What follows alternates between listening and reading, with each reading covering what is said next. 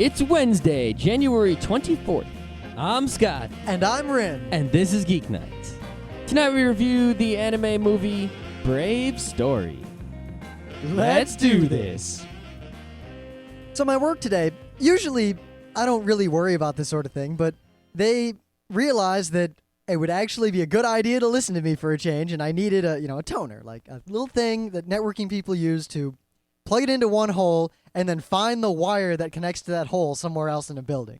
Yeah, basically the way it works is you have a wire, and this wire goes through the walls, and it goes through pipes, and you have no idea. So you have one end of a wire in your hand, and you go to the other end where there's some computer, and you have another end of a wire. But how do you know if that end is actually the same wire as the other end you're holding? You have no idea. Well, I'm not going to go into the details because it's not Monday night. Yeah. But suffice to say, the interesting bit is that at IBM, I often needed such a piece of equipment. But I was in a situation where the company was trying not to spend a lot of money. As a result, I tended to be denied whenever I asked for anything more expensive than a plastic screwdriver. Wow. Unless it was Not a even server. a metal screwdriver? Well, a plastic-handled crap screwdriver. Okay. I just brought my own stuff in for all that. Mm-hmm. But anyway, so here at my new job, I'm thinking, I need a toner. And they say, yes, we agree, you need a toner. So normally I expect them to just order the cheapest toner, and just give it to me. No, they got a fancy one? Even better. They got you one of the things, what's it called? The Flukes? Yeah. Well, they come back to me and they say, well, tell us what kind of toner you want. And what do you say? Immediately Fluke? Well, first I thought, you know what? No one's ever actually asked me. I'll get back to you. And I did some research, and I found two. I suggested that I wanted a Fluke and a Lantest Pro, which isn't really a toner, but is just as good practically. Yeah. And I expected them to say, we're not buying you a Fluke, but no. The Fluke's going to be here next week. Yeah, pretty much. It's so weird to ask for something and a company just says, oh, yeah, I'll buy that. Yeah. How much money? Oh, whatever. For anyone who doesn't know, a Fluke, well, Fluke is a brand. Well, this is not the Fluke you're thinking of. Yeah. It is not the $10,000 no, it's Fluke not. That'll tell you, whose mom it was of the guy who made the cable. Exactly. But for anyone who doesn't know, Fluke is a brand. They're a company that makes network testing and it's equipment for computer guys to test things, and it's the best stuff ever. I mean, Brady pretty much makes the labelers that professionals use for industrial applications, and Fluke tends to make all the things that networking professionals use for their networking business. Yeah, they're really expensive though. Yeah, well, at least on terms of meta tools. I mean, Ortronics make... I won't get into that. Yeah. We should do Monday on that. That sounds good to me. But today's not Monday, it's Wednesday. Though, since it's not terribly related, but since there seems to be the most overlap of any of our days between Tuesday and Wednesday, I would like to note that we have finally played and beaten WarioWare Smooth Moves, and we've been working on the multiplayer. I think I need the last elephant. Whatever. Unless that unlocks real multiplayer. Well, we'll talk about that next week. Yes, I'm somewhat disappointed with WarioWare Smooth Moves, and that is despite the fact that the actual micro games are 99% utterly brilliant. Yeah, and only 1% of them are crap, which is the opposite of Monkey Ball. And even the ones that are crap, it's not that they're broken. It's just that the control... Oh, there are a couple that are broken. Did you try them in the regular mode until you figured out? Because every one that's been broken for me, if I sit down and try it, I realize that I just wasn't doing the right kind of motion, or I didn't get the game fully. All right, well, I'll try it with the one that's super broken tomorrow. The flaggy one. Yes, the raising of flag. I only tried it once. I don't know. Yeah. But yeah, in actual anime news, a lot of people have been talking about this movie Paprika, including us. Now, Paprika looks to be absolutely amazing, and the reason we say that is because it is by the one, the only Satoshi Kon. Who is the modern master of animation. I mean, there's Miyazaki movies. I mean, you see a movie I by think Miyazaki's going down and Satoshi Kon's coming up. Well, I'm just saying. I think that's the current status. The point I was going to make is just that you look at a Miyazaki movie and you go, wow, that's a Miyazaki movie. You look at a Disney movie and you go, God damn, that's a Disney movie. Well, if you look at a Satoshi Kon movie, you know exactly, even if you don't know his name, you know that the same guy did all of them. Let's see. Perfect Blue, Millennium Actress, Tokyo Godfathers, Paranoia Agent. These are all grade A anime. They are the A+ anime. So he has never stepped wrong. It's like people used to talk about Blizzard, the company that makes Warcraft and StarCraft and Diablo and everything. And they used to talk about how Blizzard never made a bad game. They were all hits, you know? And they would talk about Valve. I guess Valve has made some non-hit games, but I don't know if that's technically correct. But We talked about id for a while. yeah. Anyway, Satoshi Kon, all hits. I predict all hits for years to come. Granted, we have never seen Dalos, I guess that's true. but I really want to see it because I imagine it's good. I imagine it might be. Well, Paprika, it looks to be a very interesting movie. You can see the trailers and all sorts of promotional material online. It looks exactly like you'd expect, only better just because technology has improved. Yeah. And I just want to point out one thing is that the movie it's animated by Madhouse and it's directed by Satoshi Kon. It's being brought over to the U.S., produced and distributed by Sony Pictures Entertainment. Yep, Sony Classics is the line. Sony, the giant company. This just proves that no matter how crappy your company is, if it's big enough, you'll do at least one thing right. So to the dude or dudette, I can't believe I just said the word dudette, who decided that Sony should do this, you are the man. Someone was going to do it no matter what. Yeah, the but thing someone- they're not the man. All right, it doesn't take the man to do this. What it means is that you are the only person who it doesn't suck in that giant company. No, he's the man because he was smart enough and charismatic enough to convince the people who actually make decisions somewhere in Sony that this was the thing he should pick up. Maybe. Who knows how that crazy stuff works over Plus, there. since Sony Classics is picking up, it is going to be in America in theaters on May 25th. Now, to most of our listeners who seem to live in Bumblefuck, that's really not going to help you. But if you live in any metro area, I practically guarantee you can see this movie. Yeah, if you live in Bumblefuck, you're going to have to wait probably till late 2007, maybe even early 2008 when the DVD inevitably comes out and you'll buy it on Amazon if there isn't a Best Buy near you. But yeah, the movie came out in Japan on November 25th, 06. And actually, it aired in the U.S. once in one theater in L.A. last year, solely so that it would be eligible for an Oscar, which it was not nominated. No, instead 3 crap movies were nominated. Yeah, I'm Which kind of shows sad about Oscar that. people don't know shit. Sometimes they do. Yeah, sometimes. Not usually. Not in this case. Well, the thing I haven't even seen this, but I know what is nominated in that category, and I can guarantee none of them are going to beat it in quality. Seeing what I've seen of this movie sets me on fire in the way that few anime have in my entire life. Yeah.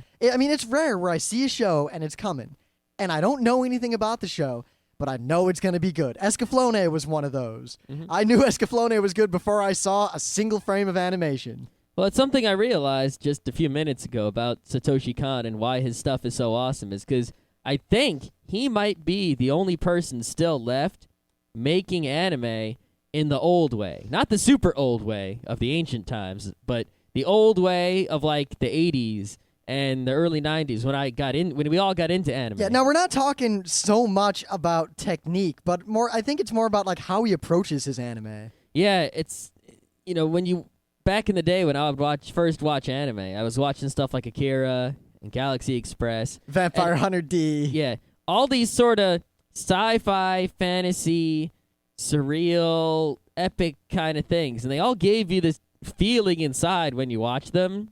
And Satoshi Kon stuff is the only things that come out now that give that same feeling. And I think that's what anime needs to concentrate on more, at least in the United States. I think there's a lot to that. I mean, his anime tends to be very, while not realistic, it's the character designs are stylized in a realistic way. And the motion tends to be complex, and there's always a lot going on the screen, and it's wonderful. Yeah. Maybe we should just do a show on Satoshi Kon. I think we just did. He's awesome. Yeah, so if you have any way to see this movie in a theater on May 25th, I highly recommend We'll let you know so. again around May 25th when we do a show on the movie after seeing it. Yes, we'll probably have a Friday night special. Yeah, but anyway, if there's an indie theater near you and you should go to it now and maybe write them a letter saying, hey, get this movie. Yeah. Or if you live in New York, just go to one of the many theaters that shows anime. Yeah, or any other major city will probably have it. All right, my news. There is a comic series by Garth Ennis and Garth Ennis. Never heard of them? Garth Ennis is the guy who did Preacher. No. And Derek Robertson, who's just the artist, I guess. It's called The Boys. Never heard of it? Yeah. And the tagline when they came out with this thing was that it was going to out preacher. That was the thing they said about it. That was how they tried to sell it. That doesn't seem like the best plan. Anyway, well, I haven't read any of it, but they came out with 6 issues, and I said, all right, I'll order the trade of all the first 6 issues. It's only going to cost me like $5 at the discount and everything, and I'll see what this is about. Well, DC decided, well, it's not actually, it's Wildstorm, which is the same people who print Ex Machina, but Wildstorm is DC.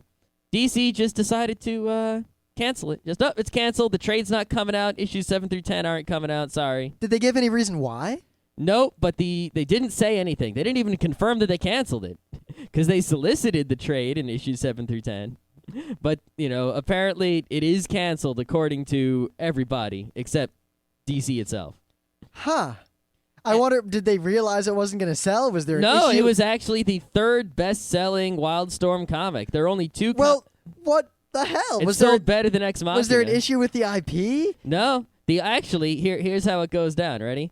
The suspicion is that DC canceled it because it was like over the line with its violence and such. Okay, wait. So if that's true, which we don't know. I'm pretty sure it is. They were trying to out-preacher.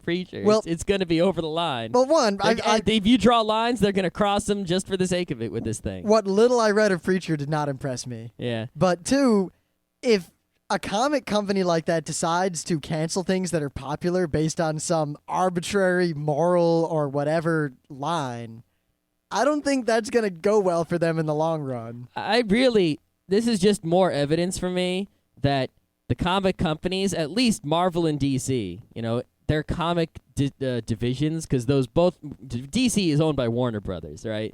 And Marvel makes all their money on movies and shit and toys.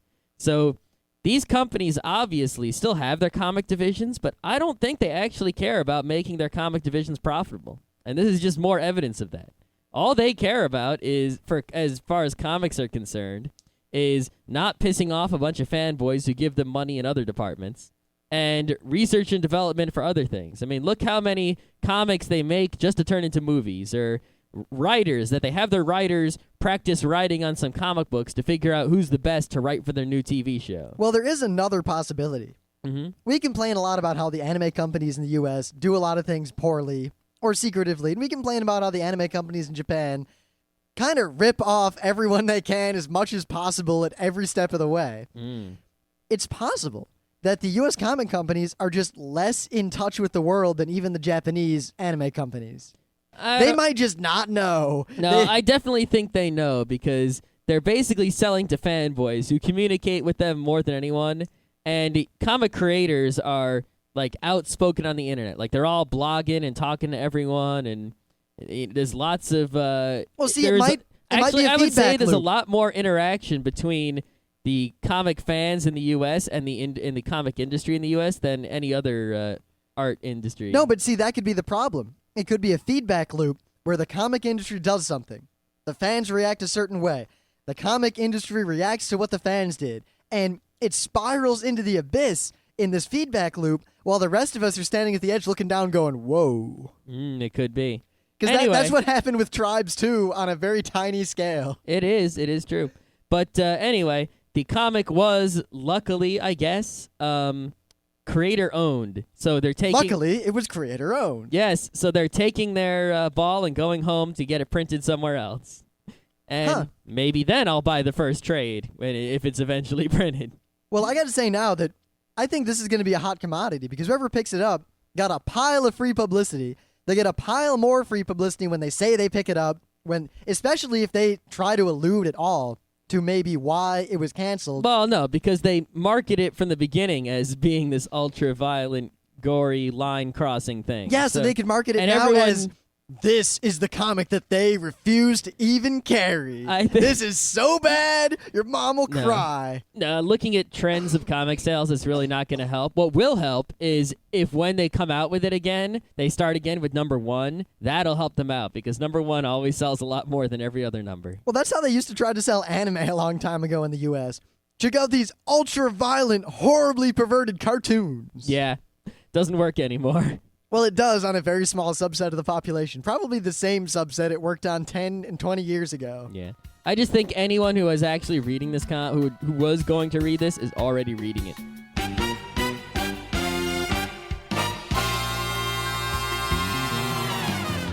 Things of the day.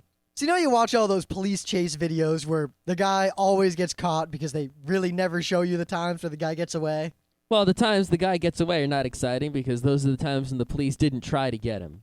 If the police really try, they can get just about anyone. Though there have been cases where people got away despite being chased. Yeah. But, it all depends on the amount of effort. Like, if they don't send the helicopter, or if they don't send the helicopter before you get away, that, there are certain tricks you can do. Or if the guy is clever at all. Yeah, it depends. It also depends on where you are.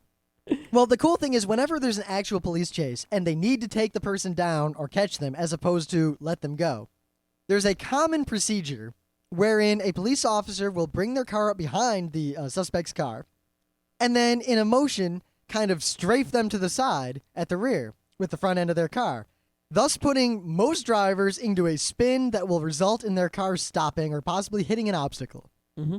This is common trained police procedure. It's used all over the world. You can find all sorts of videos of how to do it, how it works, whatever. This is a chase video from a news helicopter where they try this on a car. And, well, this guy must know how to drive. Well, I think part of it is, number one, this guy's driving a pretty nice stolen Mustang. It's rear-wheel drive, it's pretty fast, and the guy knows how to drive. And he's also got a lot of room on this highway. It's like 4 or 5 lanes, and there's not so many cars around. So he's doing all right. So the cop comes up, and he does it, and the reporters are like, that's the end of this guy. And the guy just immediately recovers and keeps going like nothing happened. Good driving skills. So you see the cop back off a bit, then come up again, and he just tries it again. And it's like 3 different cops try the same trick. The reporters are like, he just got lucky. Yeah, you'll get him now. And he keeps recovering. Finally, they get him, and just for dumb luck, he was close enough to the wall to where he hits the wall, and that stops his car. Well, see, it wouldn't have even stopped him hitting the wall if the car had been front or all-wheel drive. It just so happens that the rear wheels went up on the wall, and it was a Mustang. If that was a front-wheel drive car, he probably would have kept going. Granted, the video doesn't end there, and he keeps going. Oh, man. It was great. Yeah. So basically, the cop pushes him into the grass. Yeah. While this guy I don't know if he was like a child murderer or whatever he did. I think he stole a Mustang. I think that's it. If that's all he did, then you know what?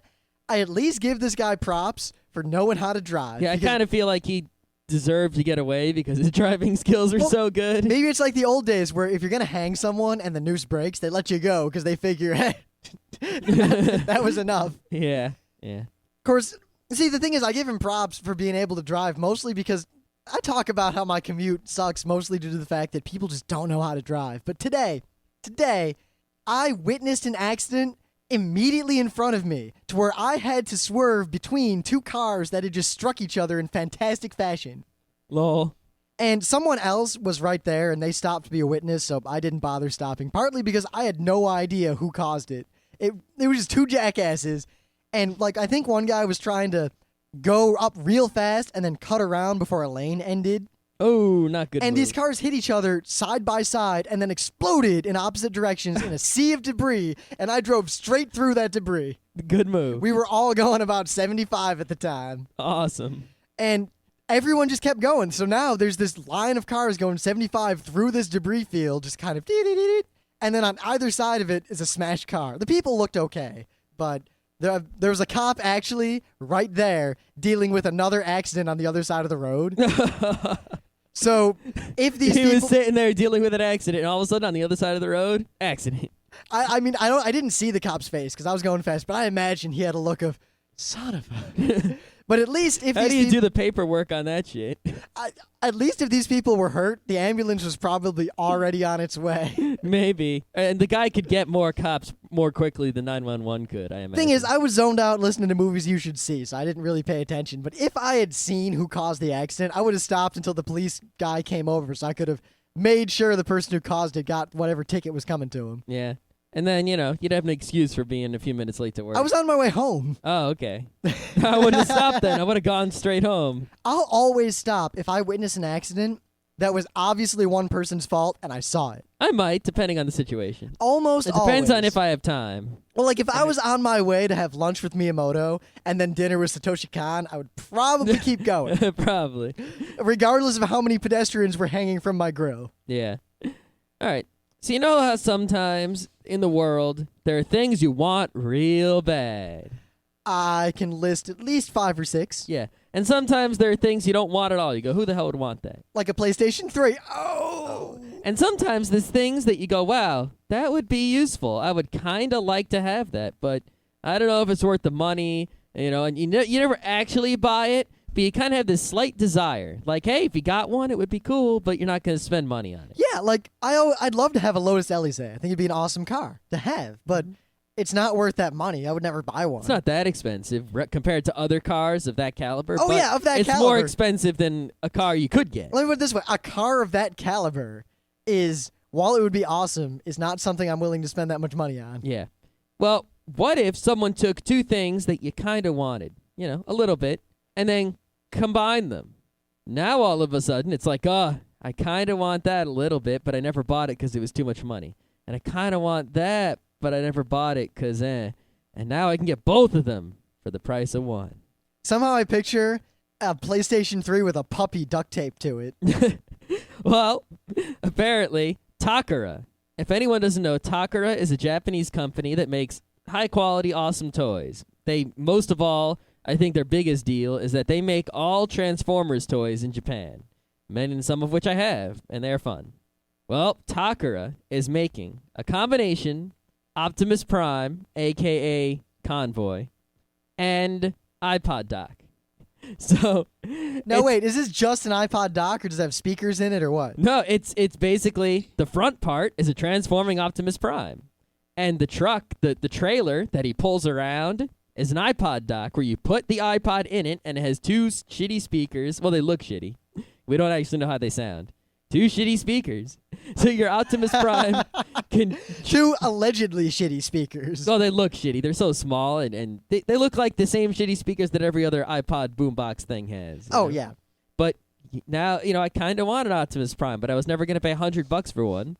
And I kind of want an iPod dock, but I was never going to pay $100 for one. Well, now, for $144, you can get a white Optimus Prime that can drive your iPod around and keep playing music. Well, that might be kind of useful at Katsucon to have on our little table. I think it would definitely be a big hit at convention tables, I must agree. It has its uses. See, we are slowly It is accumulating tempting. all the things we need, because CityCon was the first time we went to an anime con and had an area. We were guests. We had our whole area set up for the whole con. We could put stuff on it.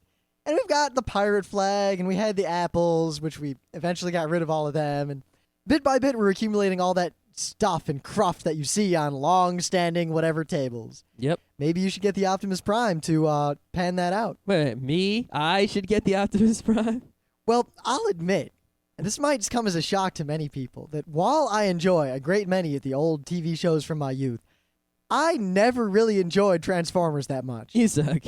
Now, the Transformers movie was pretty badass. I once skipped on a project to stay up late at night with a friend watching the Transformers movie, That's a good move. despite the fact that I also had to be up early the next day. I didn't. The rest of that week sucked because of that, but it was totally worth it. Yeah. But the rest of Transformers, not so great. Transformers is awesome. I don't know. I much preferred. It's not as good. It's not as good as, say, Voltron, but it's better than, say, He-Man. What about Exo Squad? Exo Squad is, I think, better than Transformers, quality speaking, and I don't know. I guess they're about equal if you average all their components. Well, we could do a Thunderdome with that. Yeah. What about Star Blazers compared to Exo Squad? I don't know. I never saw Star Blazers. Because I'm not that old. All right. Right. So way back, Emily saw Brave Story long before it was a twinkle in any of our Gaijin American Well, eyes. I knew that it was the name of a movie that was coming out.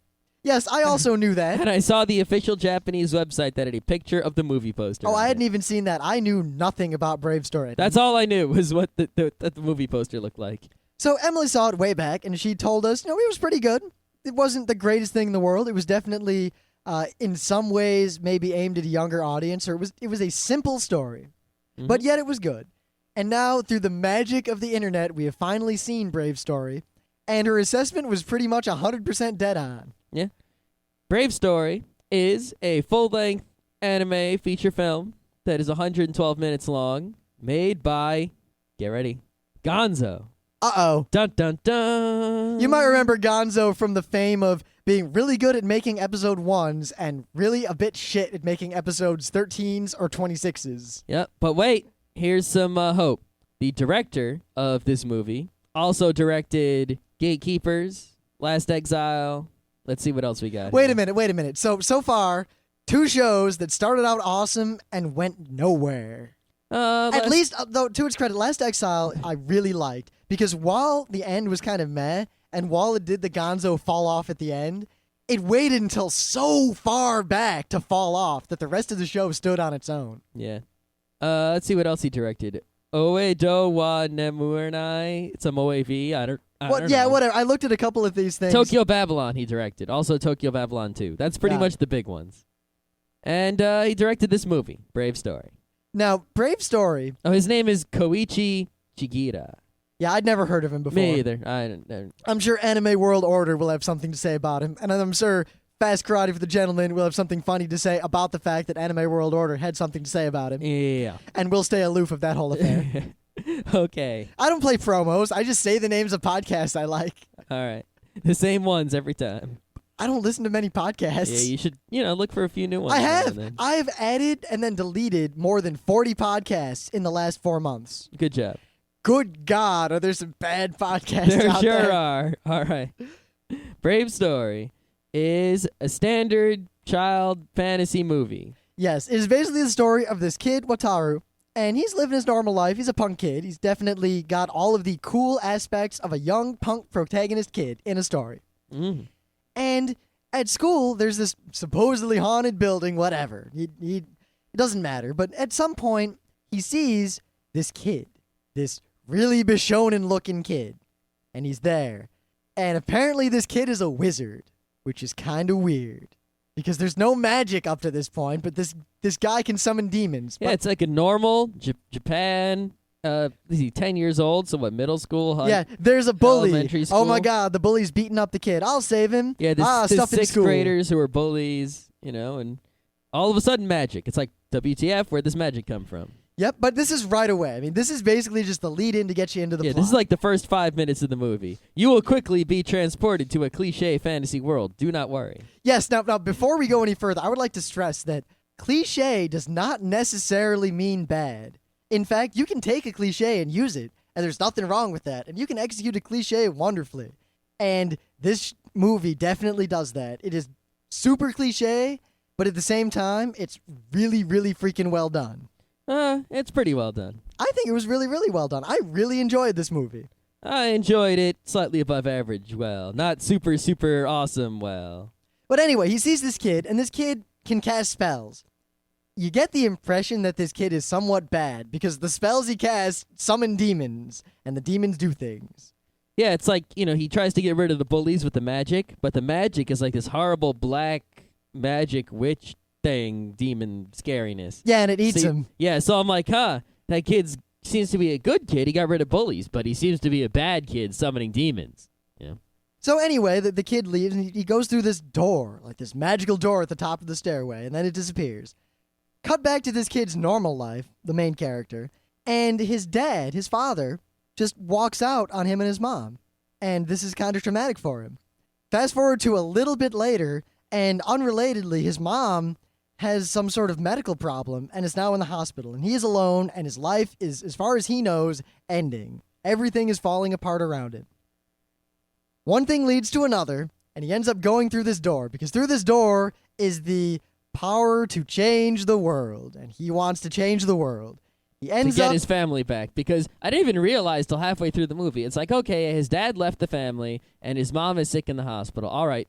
And then halfway through the movie, I'm like, oh, wait, he has nobody.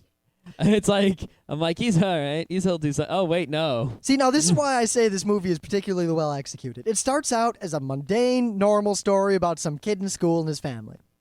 It then gets weird and magical, and within a short span, he is now in a magical, magical world with a hero apprentice's sword and a little helmet and a wizard telling him where to go and cute little ducks and a cat girl and an awesome lizard man, and he's off on an adventure. Yeah. And you buy this hook, line, and sinker, face value, with no question. Well, I think part of the reason why I bought it so easily was because it played out just like a video game that I also buy. Now, I know that Last Exile kind of did the same thing in a more subdued way. It did have that same kind of feeling that, hey, this is the plot of an RPG, not the plot of a movie, but you're animating it. But you still left in a lot of the stuff that you normally take out when you make a movie. So I can tell this is a video game. But at the same time, leaving that stuff in makes me realize it's a video game, and I get real excited about that for some reason. Yeah, makes me think, Gonzo, I think they got their roots making cutscenes for video games, right?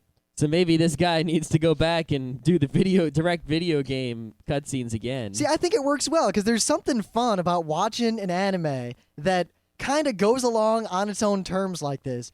And while it feels like a video game, you kind of feel like you're playing it. I didn't really feel like I was playing I it. did with I was Last mostly, Exile. No, I was just kind of pissed at the character for not doing what I want him to do. What? What are you talking about? The character was as smart as a kid that age would be. Yeah, but if I'm playing an RPG, he'd be as smart as I am. What he does exactly what he should do. He follows the plot points. Dost thou love me? No, but thou must. Dost thou love me? Yeah, but you can tell some things about it that are totally video game are like... well, the stats. Yeah. That was the best part. And also, he has to collect a certain number of gems to fill his magic sword. And every time he gets a new gem in the sword gets a new ability that he can use to, do harder and more difficult situations. Now, also, cliche enough, he gets the sword. The sword has the 5 holes for the 5 things. And like every game, he gets the first one right away. Like, here's the first one. The rest will be difficult to get. Mm-hmm. Now, so he's going around this world, and he meets this awesome lizard guy who's really funny, and he meets this adorable cat girl who becomes a character. I'm really trying not to spoil anything. Yeah, he gets like a pet dragon. There's Oh also... my God, the pet dragon. Yeah. Now, you might wonder, how could they make a pet dragon that isn't stupid? And the answer is they make it really, really cute, but at the same time, more badass than you would have expected. Yeah, it's a little tiny thing that breathes lots of fire. There's one of the funniest scenes in this entire anime, because the anime is serious, but at the same time, it's really funny, and it's a good balance. But he gets arrested for attempting to steal this baby dragon because the cat girl lies about something. So he's in jail, and he's all mad, and the dragon's really cute. And then the next day, they let him go. And the reason they let him go is that apparently during the night, someone kidnapped the baby dragon. So obviously, you weren't the one.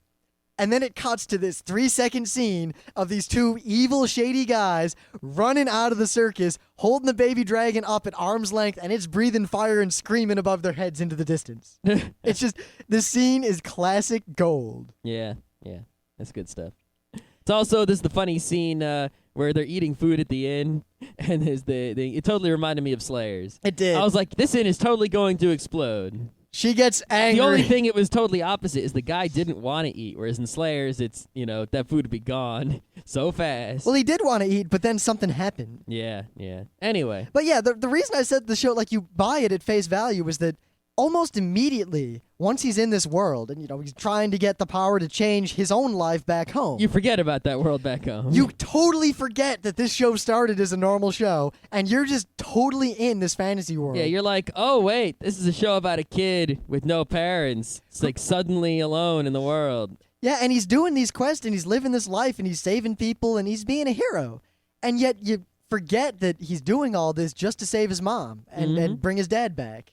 And then every now and then they remind you that, no, this is what this anime is actually about, just in case you forgot, in very, very well done scenes. Yeah. It's usually just flashbacks oh shit, mom in the hospital. Or the cool thing with the priest and the quote-unquote burn victim. Ah, true. Because that got me a little bit, just like the golem scene in the second Innocence Ghost in the Shell movie got me. Mm-hmm. Because for a second I was like, what's going on? Who's the bad guy here? Yeah, you knew something was going on because Admiral Akbar was there. But, but yeah, in general, the vast majority of this movie, I would use the word romp. It is just a fun romp through a fantasy world with a kid and his adventuring companions. At one point, the anime even stops showing you everything and basically does an adventuring montage. Yeah, I think that's, it definitely feels to me like you have to kind of fill in the blanks to enjoy this thing. I mean, it's obvious what goes in those blanks if you've ever played an RPG in your life. So it's not so bad that they cut out all the stuff that's just obvious and say, yeah, we did what every other RPG in the whole world does. Don't worry that we didn't flesh out these characters to the fullest, or don't worry that we just montaged that whole bit, because you freaking know what happened there. You don't need to see that. Yeah, and actually, due to the nature of a montage, they could show little vignettes and little scenes that might not have been able to have been pulled off well if the whole thing had been shown, or if you knew what was going on. Mm-hmm. But just showing the one funny bit where they're running away from the thing, or the one little whatever, it's almost charming the way it's executed. Like, you get all this character development and all this camaraderie building without having to spend half your movie doing that, which a lot of movies seem to get wrong. Yeah, it does, though, seem like, I don't know, it feels like they originally wrote, like, a few episode OAV, and then went, movie. So a lot of the OAV stuff is, I don't know if they actually wrote stuff and didn't put it in, or if they just realized that, the stuff that the idea that they had couldn't be squished into, that small amount of time. I don't know. I think it might have been for stylistic reasons, just for the fact that the movie does play out like a video game. Yeah. And it has this feel of get right to the business, follow the plot. The plot is always there. I also think there's a lot of simplification on that end because it's targeted towards children more than it is targeted towards us. Yes. Now, despite it's the fact... definitely a good one for the kiddies. If you got kiddies who like the animes, or you want them to like the anime, this is what they're going to like this action. Yes, granted, I also like this action a lot. Now, the thing is, the show's a straight-up fantasy whatever. The kid's got stats. In the beginning, they give him stats, and then they give him appropriate equipment. And there are a lot of tongue-in-cheek moments, but they're executed well. Towards the end, as the actual real plot starts actually coming out, and you start to find out about this other kid and these other things going on, this movie really takes a turn toward the dark. I mean, it alludes at it. It hints at it bit by bit that maybe all is not fun and games for kids in Adventureland. And, in fact, it's kind of hard. I mean, you know that other kid, he has some sort of dark past. There's something that made him the way he is. And I'll admit that when I found out what actually happened to that kid, and then they showed what happened to him, I was taken aback. I didn't expect it to be that bad. Yeah. I really didn't expect what they showed me. That's, the stuff like that is definitely what separates the kids anime in Japan from the kids movies in the U.S. Oh, God, this movie would have been rated PG-13 in America at least. Yeah, but Probably even though it's appropriate for, like, 8-year-olds. Yeah. Yeah. But really, despite the fact that this is very much a silly, tongue-in-cheek, hooray, I'm on an adventure movie, it's really well done and serious at the end, and I think it's really good. And while the moral behind this anime, which I'm not going to ruin, because saying the moral could in many ways ruin the anime, it is a very simple thing. It's not like Escaflowne that has 1,000 morals. It has one very direct, very clear, can be expressed in one sentence with a colon moral.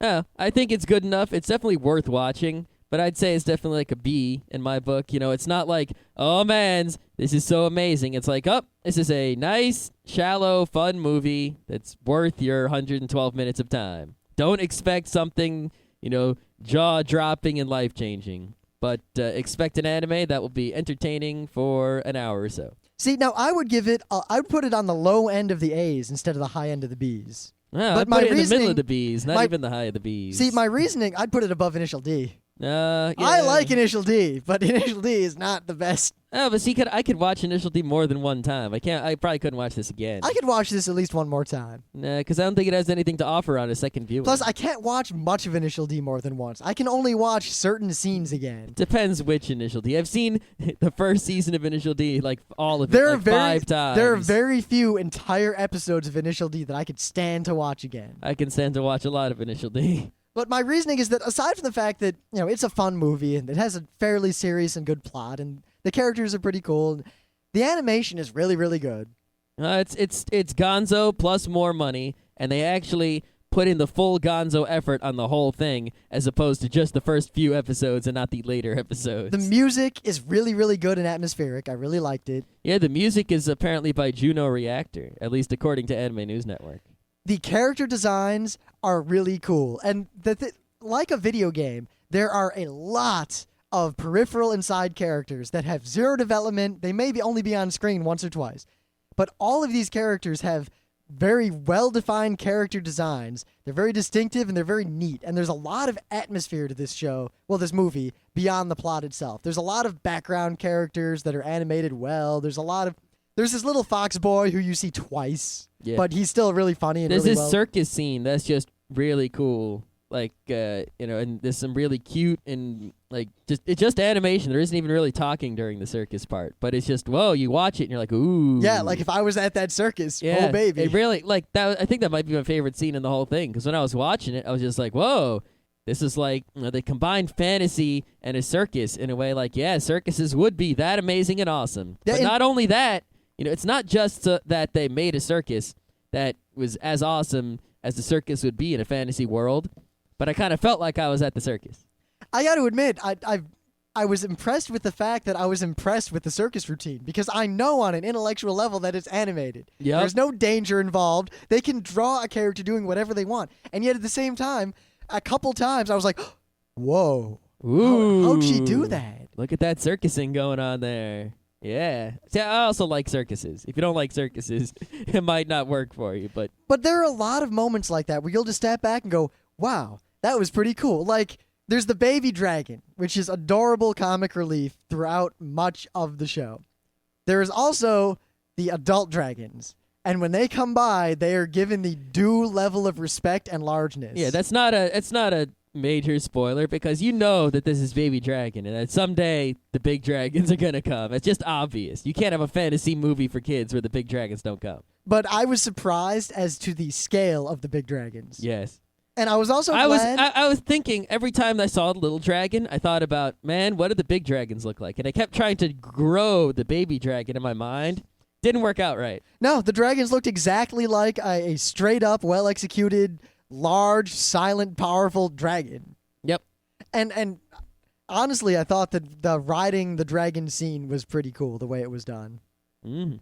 And, of course, the dragons fighting the Thing. and how the Thing was given appropriate due respect as well. Yeah, I think that's enough of that. We don't want to spoil the whole thing.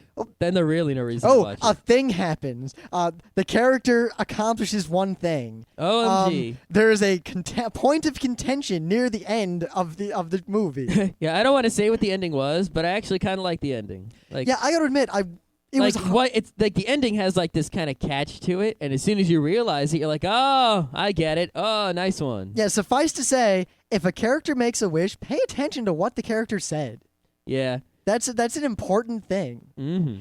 And I thought about and the ending, I mean, this anime could have ended in a totally saccharine, stereotypical, well, that's how a movie like this ends, but it gives it a couple of twists, and it's really a not terribly predictable and fairly well done ending. Mm-hmm.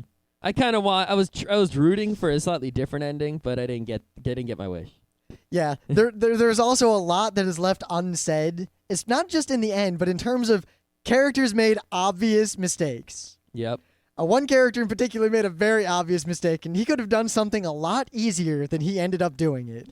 And there are a lot of loose threads hanging also. Yes, just, but there are a couple threads in the movie that they start, and then they might use them, but they never seal them up.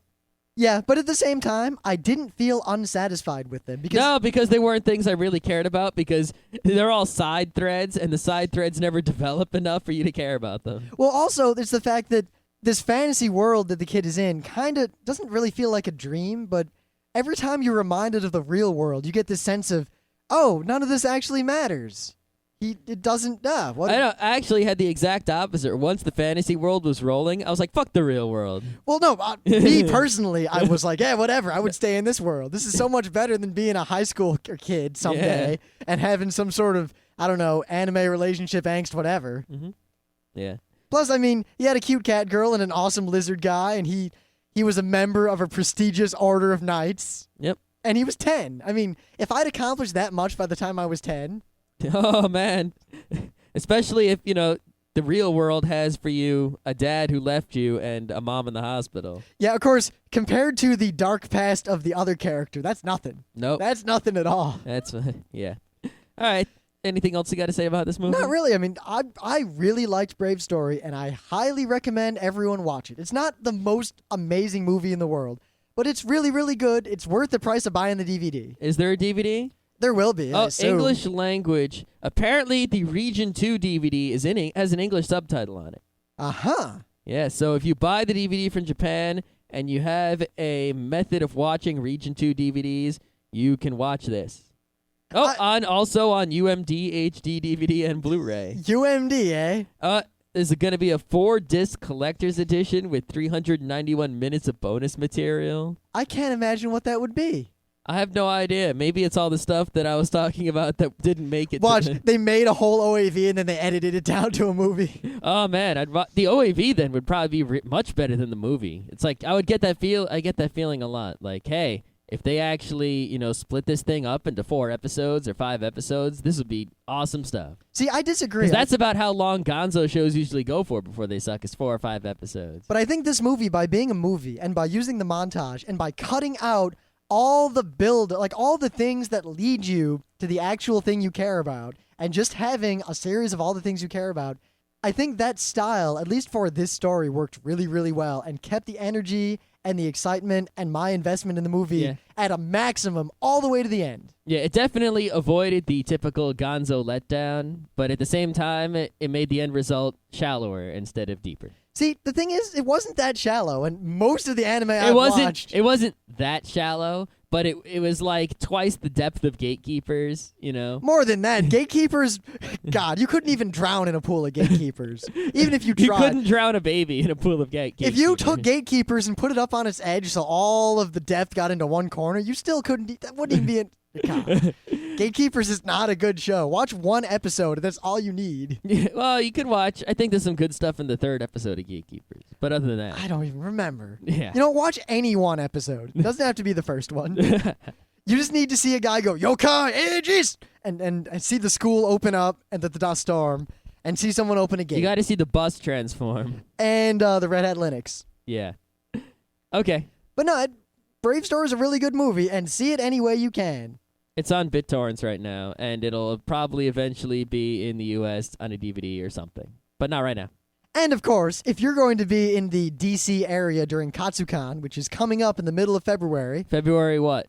16th, 17th, 18th, I believe, but I'm not currently looking at the Katsucon site. I'm about to look at the Katsucon I should site. know, since I have a hotel room there, and we're going to be guests there. In the Omni Shoreham Hotel in Washington, D.C., February 16th, 17th, and 18th, 2007. We will be at Katsucon. Yes, we will not just be at Katsucon. We are at many, many cons every year. We are going to be at Katsucon. We're going to be running shows, running game shows, doing live whatever, and pretty much carrying on in a semi-official capacity for the entire weekend. Yes, anything that is going on at Katsucon, we will be rocking with the full power of our rocks. Yes, which may or may not include Squeedly and Meadly. Squeedly and Meadly.